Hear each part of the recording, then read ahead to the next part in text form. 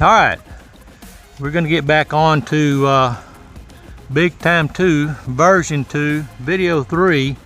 But first, I've got an unsolicited, unasked for advertisement for Clean Spore sanding discs. My gosh, they're made in Poland. These were recommended by Eric Roten at makeawoodsign.com, and most of y'all know that's the guru that us minions follow, and thousands of people all over the world. And he's a big believer in them, so I needed some more sanding discs, and Lowe's quit carrying the Shopsmith brand, and I had to order online to get the Shopsmith in if I wanted them. So I said, well, if I'm going to order online, I'm going to order from Clean Spore. If you're using the DWP611 DS disc sander, you got to use even less pressure than you were using with any other sanding disc. I was using the Diablos because that's all I could find locally, and I thought I was using a light pressure with those, but with these it takes even less, and the results are just phenomenal. All right, commercial over. We're going to get after it. So what I'm going to do now is set this bit to the depth I need and start cleaning out around all the edges and stuff. So we're just going to get right after it. So here we go. First thing I got to do is to find my depth, and we'll go down and let it just kiss the area right there. We'll see how that looks.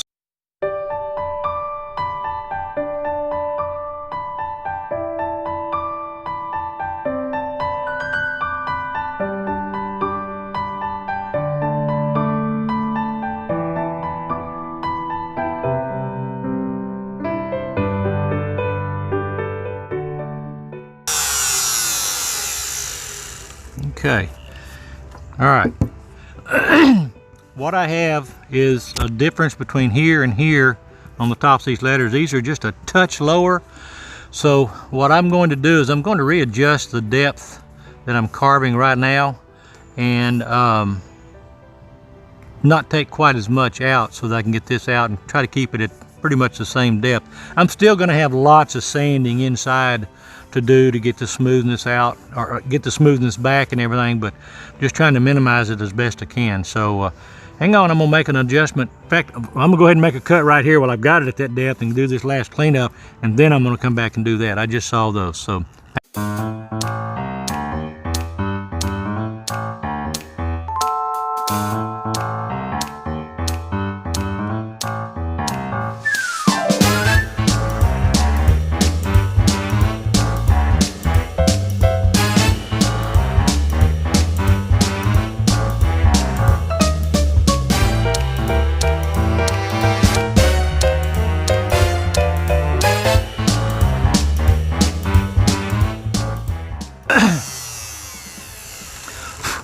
okay, some of y'all may have been wondering why, when I was doing this edge right here, why I pushed away rather than pulling it to me to hold that line.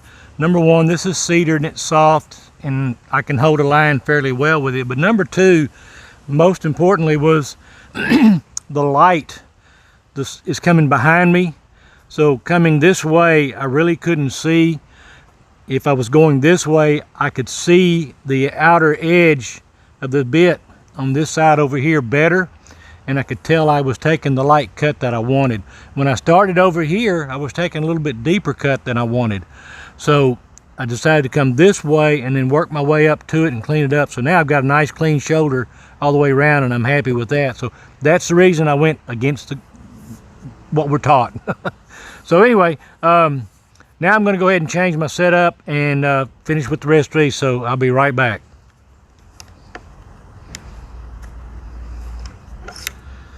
All right, I'm going to do the inside of the O and the outside of the O, of the zero.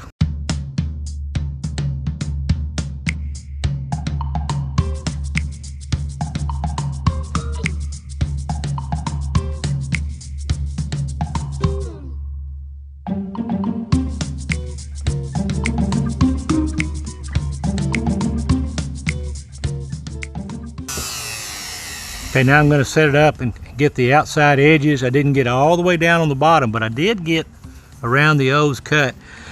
I don't know if you could hear it, but if you're worried about making real fine cuts like this, two things you need to do. Number one is watch your bit, and you're looking at the front edge of your bit, not the back side or the middle. You're looking at the front edge of the bit where it's going to be making contact with the wood, and so you're watching it. Plus, even though you're taking a very, very small cut, if you'll listen to your router, when it starts making contact, you'll hear a little change in the RPMs. It won't be much, but it'll be just a little bit that you'll hear the RPMs change. So there you know, between taking the little cut and listening to the RPMs, that you're making a cleanup cut, and it's a light pass, so it'll help you do that as well. Also, when you're making a cleanup pass like that and you need to pull away from what you're cutting, come into the inside or to the outside, away from the object that you're cleaning up. That way you don't mess up going in the wrong way. So pull away from the item that you're carving on, and that'll help with your cleanup. So hang on, I'm going to reset and be right down here. So hang on, be right back.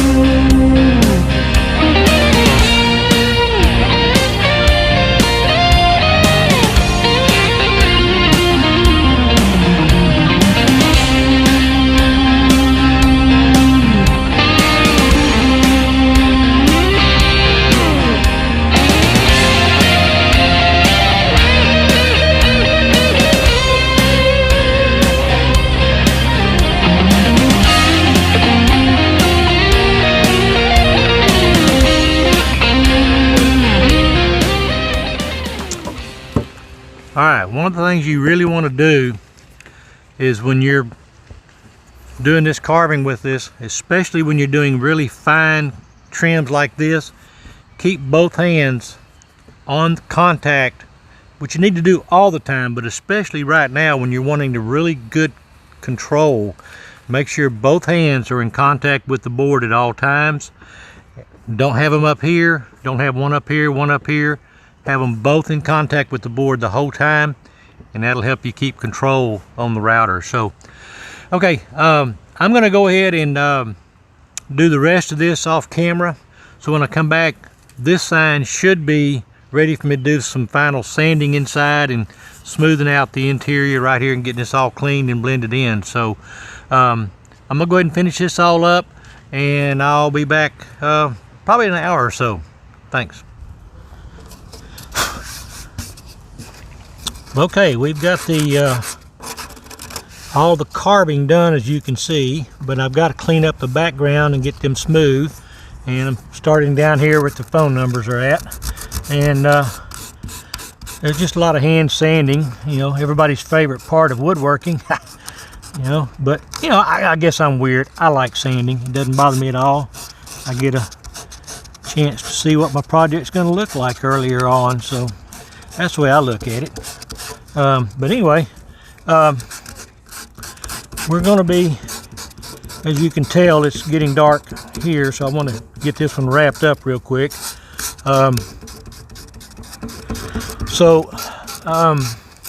What I'm going to plan on doing tomorrow is finishing all this hand sanding, and if I get far enough along and if the rain holds off, maybe even get the black shot in there and re-accomplish that, and then get that sanded out, and then we'll start on with the actual finishing of this one. So we're making lots of progress, and I didn't get as far as I wanted to today, as quick as I wanted to, because I had a lot of phone calls, and being a one-man show, I'm the receptionist, I'm the secretary, I'm the accountant, I'm the salesman, I'm the artist, I'm the delivery driver.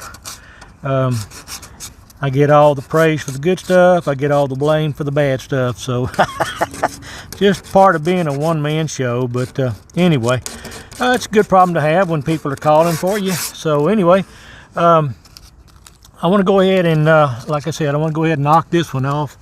So I want to thank everyone for following me, and this is going to be a wrap for Big Times 2 version 2 video number 3.